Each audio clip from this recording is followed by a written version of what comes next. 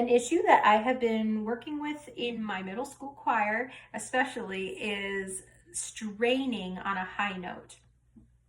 Now, this is something that is very crucial at this stage because I want them to be able to develop healthy habits as their voice is changing, so that when they are teenagers and going into their adult years as singers, they already have healthy voice habits already instilled in them.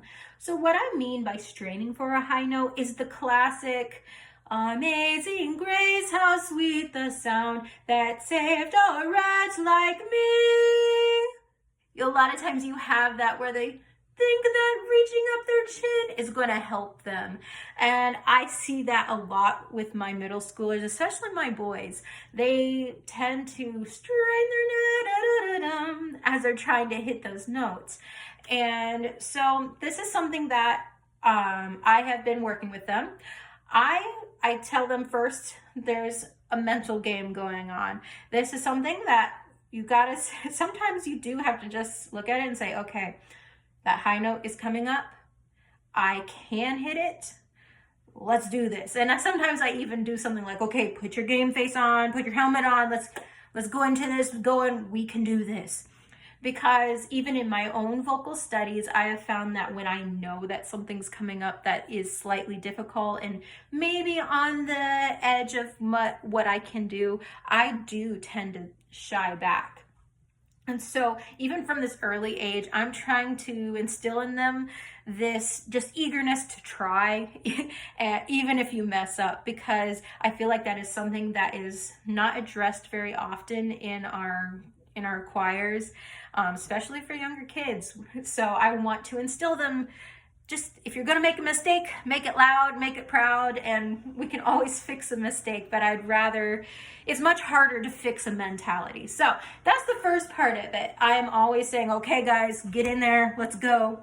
Then the next part is a very physical part of, okay, I'm not going to tilt my head up. I'm going to tilt my head down. Of course, and I always have boys who want to be silly and they're doing weird stuff, but I tell them, okay, as you know that high note is coming, I make sure that I drop my shoulders, because I tend to shrivel up. I see my kids doing it a lot. So I say, drop your shoulders, and drop your chin. So I always tell them that there's two things we're dropping: our chin and our shoulders. But so between those three things, really, the biggest thing is the mentality. Okay, guys, we can do this. I want you to try your best. Even if we fail, we're going to fail together.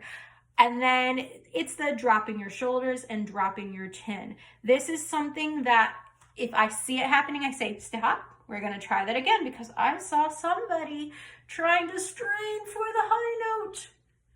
And it looks like you're, sniffing the air, and we need to be sniffing downwards, or something that I'd be silly to connect with my kids. But those things, I'm adamant about. We say, stop, tilt your head down.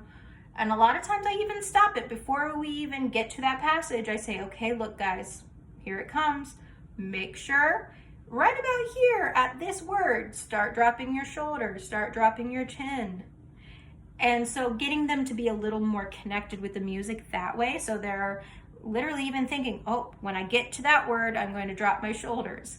Of course, sometimes you do deal with the kids saying, okay, da, da, and they drop really dramatically. But again, I feel like that is something that you can work through more easily than the bad habit itself of the chin, okay? So those are my main things: addressing straining for a high note. Of course, the practicality of tilting your chin down, because it is alleviating that stress, that strain on your vocal cords. But it is also the mentality going on that, hey, I can do this.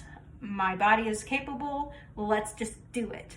So that is addressing straining on high notes.